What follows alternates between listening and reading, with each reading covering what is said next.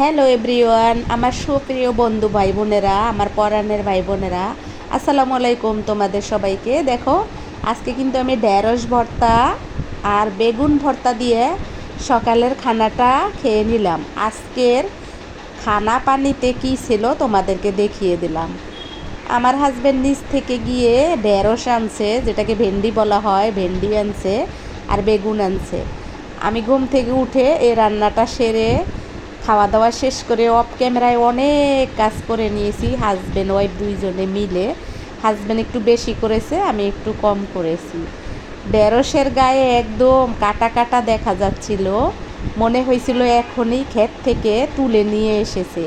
এতটা সুন্দর ছিল ঢেঁড়সগুলি খুবই কচি ছিল। আর দেখে লোভ সামলাইতে না পেরে তাড়াতাড়ি সিদ্ধ দিয়ে ভাতে ভর্তা করে খেয়ে নিলাম। এখানে আমি একা খেয়ে নিছি আগে, তারপরে আর বাকি যে দুইজন ছিল সদস্য মেম্বার, তারাও কিন্তু খেয়ে নিছে।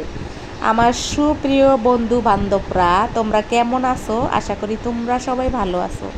আমিও আল্লাহর রহমতে তোমাদের দোয়ায় ভালোই আছি। অনেক দিন পর একটা খুশির খবর হলো, আমার একটা ভিডিও 3000-এর উপরে চলে গেছে।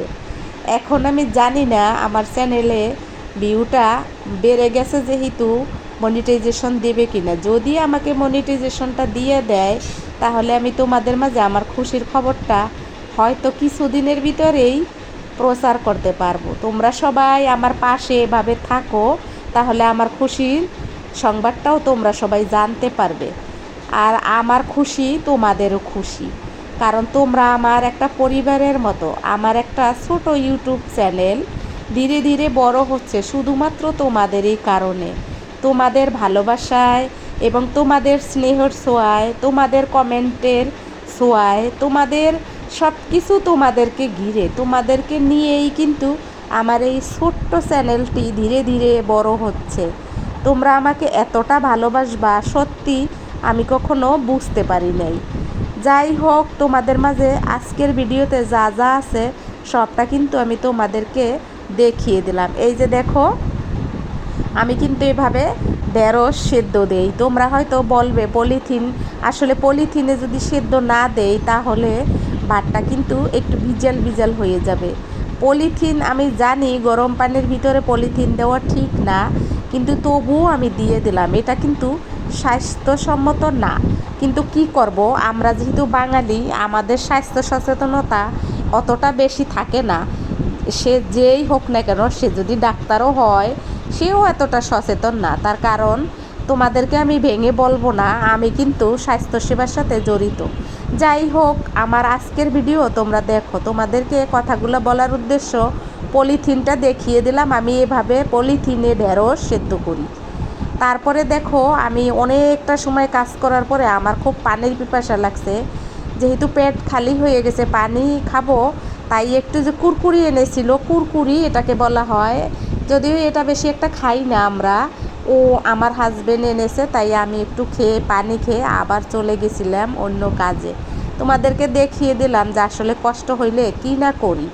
পানি খেয়ে কুরকুরি খেয়ে চলে এসেছি ছাদে। ছাদে এসে দেখো রৌদ্রু, কত রৌদ্রু, কিন্তু তার মাঝেও এতটা বাতাস যে এখনই বৃষ্টি আসবে। তোমাদেরকে আজকে গ্রীষ্মকালের আকাশটা একটু দেখাবো। দেখো, এই যে এত রৌদ্রু, কিন্তু আকাশে মেঘ, কালো মেঘ ধেয়ে আসতেছে, মনে হয় এখনই বৃষ্টিগুলা নেমে যাবে। গ্রীষ্মকালে কিন্তু এমনই হয়, যেহেতু গ্রীষ্মকালে বর্ষার কাল, বর্ষার দিনে বৃষ্টি হবে, এটাই তো নিয়ম। কিন্তু দেখো, কালো হয়ে আসতেছে। আমি কিন্তু আরও অনেকগুলা জামা কাপড় ছাদে দেব, যেটা তোমাদেরকে হয়তো শেয়ার করতে পারবো না। এর আগেই হয়তো আমার ভিডিওটা তোমাদের মাঝে আপলোড হয়ে যাবে। অনেকগুলা আমি কাপড় চোপড় কেচেছি, আমার হাজবেন্ডও অনেকগুলা কাপড় চোপড় কেচেছে, দুইজনে মিলেই কিন্তু করেছি।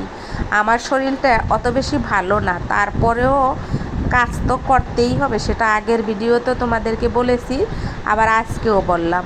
আর এই যে দেখো, বলছি না যে আমার গাছগুলো একটু কেমন জানি হইয়া যাচ্ছে, আমি জানি না কি হয়েছে, হঠাৎ করে দেখতেছি।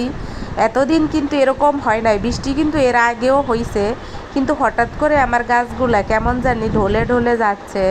তোমাদেরকে বলেছি যে আমার গাছে হয়তো কারো নজর লেগেছে, হইতে পারে, কারণ এখানে তো আর আমরা একারা না, তাই না? যাই হোক, আসলে ছাদটা দেখেই কিন্তু বাসাটা নিছিলাম, কিন্তু যেহেতু ছাদে কোনো কিছু ব্যবহার করতে পারবো না মনে হইতেছে, হয়তো জানি না কতদিন এখানে থাকবো। আর এই যে দেখো, আমি কিছু বটবটির বিচি লাগিয়েছিলাম যেগুলা ভালোভাবে উঠেছে, কিন্তু কি হবে জানি না, এগুলো লাগাইতে পারবো কিনা। আর এর সাথে দেখো ঢেঁড়সের গাছ আনছে 3টা, 2টা ঢলে ঢলে আছে, একটা তো একেবারেই মরে গেছে। আর এই যে কলমি গেছে আবারও কিছু পাতা হয়ে গেছে, হয়তো একদিন খাওয়া যাবে কলমি গাছটা। আর তোমাদের মাঝে আমি আমার বাগানটা দেখাই, তার কারণ আমার জীবনে এখন একটা বাগান আছে, ছোট্ট একটা বাগান আমার হাজবেন্ড বানিয়েছে ধীরে ধীরে। এখানে কিন্তু বেশ কিছু টাকা খরচ হয়েছে, তোমাদেরকে আমি বলি টাকার কথা, তার কারণ তোমরা হয়তো অনেকে বলবা টাকার কথা বলো, তাহলে গাছ বানাইছো কেন?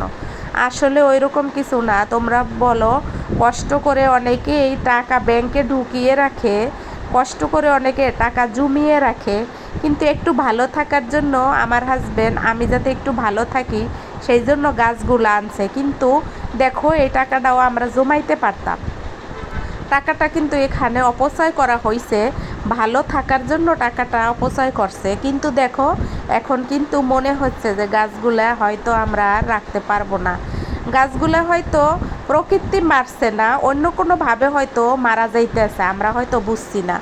অদৃশ্য কোনো শক্তি আমার গাছের উপরে এসে পড়েছে।